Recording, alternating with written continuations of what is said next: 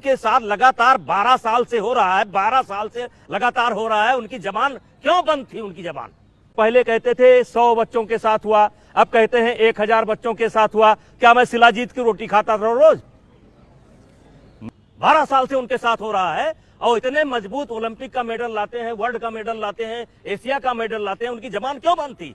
क्यों नहीं गए वो पुलिस में? विनेश फोगाट बहुत हो गई, हम क्या चौराहे घूम रहे हैं क्या? पहले कहा कि हमारे साथ नहीं हुआ है और अब जाकर के लिखित दे करके आई है कि हम उनके साथ हुआ है। तो विनेश फोगाट भगवान हो गई, वो मेडल ले आई। और मेडल लाना ही अगर भगवान है तो एक भगवान जेल के अंदर क्यों है? वो दो मेडल लाया था। मेडल लेना मानक नहीं हो सकता है। मेडलिस्ट ही भगवान है तो एक भगवान जेल में क्यों है? एक ओलंपिक का मेडलिस्ट जेल में है, 2 डबल ओलंपिक का मेडल है। मैं अपराधी बनकर के इस्तीफा नहीं दे सकता और इस्तीफा इनका लक्ष्य नहीं है। 15 दिन पहले तक आप मेरे पास आते थे, आप फोटो खिंचा करके गए हो और मेरी तारीफ करते थे और 15 दिन के अंदर आपको इतना लगा।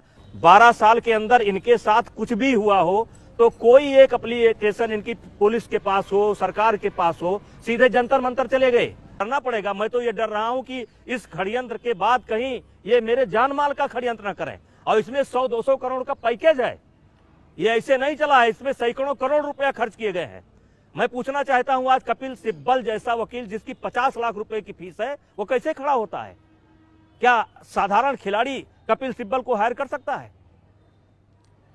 सवाल यह है कि मेरे खिलाफ एक भी प्रकरण अगर निकल करके आ जाएगा तो मैं सार्वजनिक जीवन या जो कहिए उससे आगे बढ़कर के भी कदम उठाने के लिए तैयार हूं। अरे छोड़िए विनेश फोगाट, अरे सुन तो पूरा लीजिए। देश जानता है उसका क्या कहा, छोड़िए। इसे झूठ झूठ झूठ। कोई ऑटोग्राफ हो, फोटोग्राफ हो, वीडियो हो, दिखलवा दीजिए।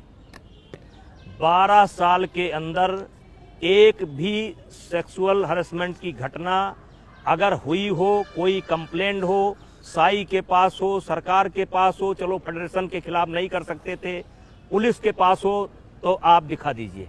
अंदर जा करके देखा। मैं आपसे पूछना चाहता हूं, इनके ही साथ घटना क्यों घटती है, दूसरे के साथ क्यों नहीं घटती? और हरियाणा के एक अखाड़े और एक फैमिली के छोड़ करके बाकी हरियाणा वालों के साथ घटना क्यों नहीं घटती है?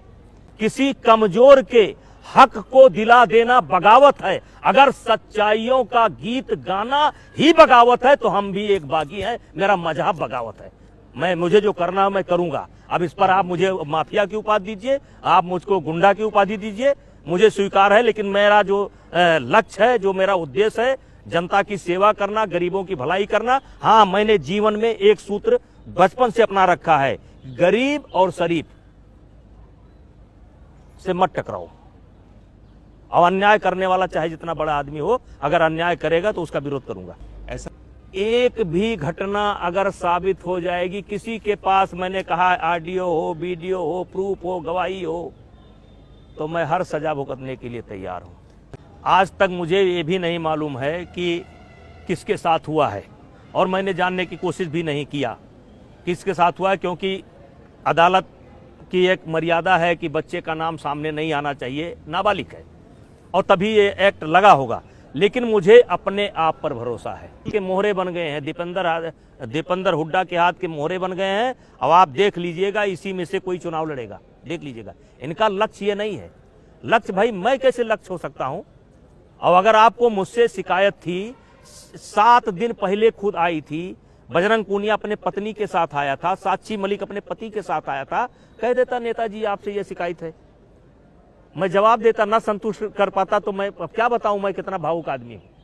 हमारा खिलाड़ी यही विनेश फोगाट से जाकर के शपथ करके पूछ लीजिएगा सही है कि नहीं।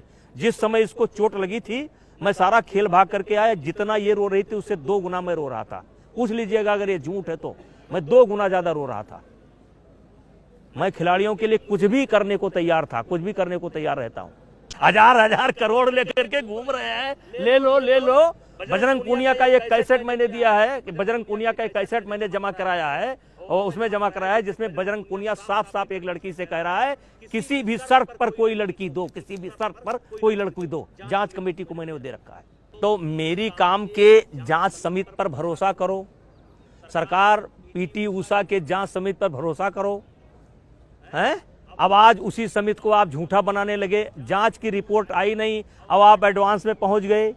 जांच की रिपोर्ट आई नहीं, आप एडवांस में पहुंच गए क्योंकि आपको जांच का रिजल्ट मालूम था, डे बाय डे की गतिविधि मालूम थी, क्योंकि आपके कहने पर एक ऐसे व्यक्ति को शामिल किया गया था जो धरने का सूत्रधार था, जिसने धरने का परमिशन लिया था।